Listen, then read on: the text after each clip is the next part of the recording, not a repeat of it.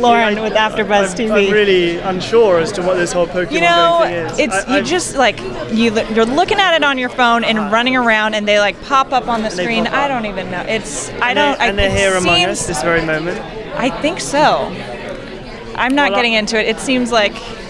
I've been looking out ever since I heard about this new thing, but I haven't found any yet. Right? I know. We're missing out, I guess. All right. So we've had some huge announcements with the show recently.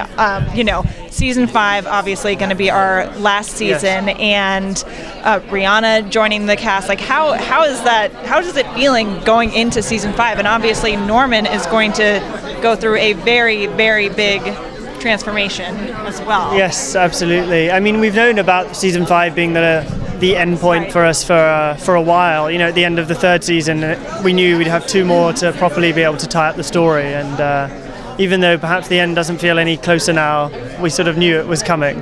But there's still so much to do. And in terms of the opportunity to work with Rihanna, it's going to be amazing. A good friend of mine, Luc Besson, has just worked with her on something last year, and he says she's wonderful. So I'm just very excited to get to meet her and work with her. Yeah. How has the fan reception been to that, or have you heard anything so far? I haven't. No. You see, I'm not on the Twitter and the Pokemon Go. Okay. Is she on Pokemon Go too? I have no idea. That's a good question. Rihanna, are you on Pokemon Go? We asked the question. If she is, maybe she'll. So I haven't quite got the same, in-depth knowledge of the reaction to this latest news, but I'm sure it's good. Awesome. So tell us a little bit about what, way back in the beginning, what is like stepping into this role of Norman Bates, who's obviously such an iconic horror character, and you get to create, along with the writers and the creators, like what his origins are and what that looks like and how he turns into this crazy man.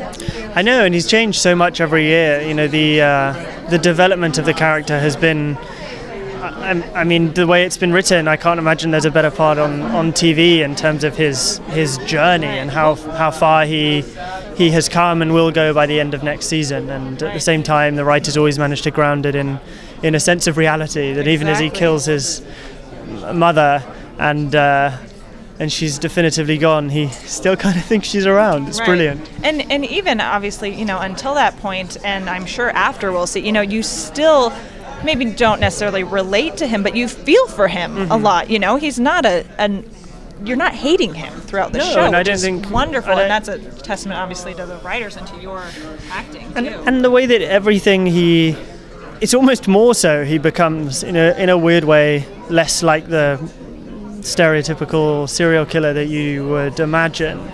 The way that he killed his mother, it was an act of love. He tried to take them both with him. He tried to take her with him, and for them both to go off to what he would see as a better life together.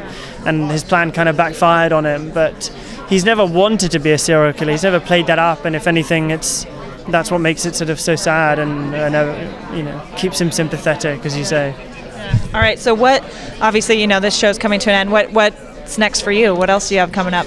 Oh, I don't know. I know, come January, we shall see. Hey, you'll get a little break. You'll get into Pokemon Go.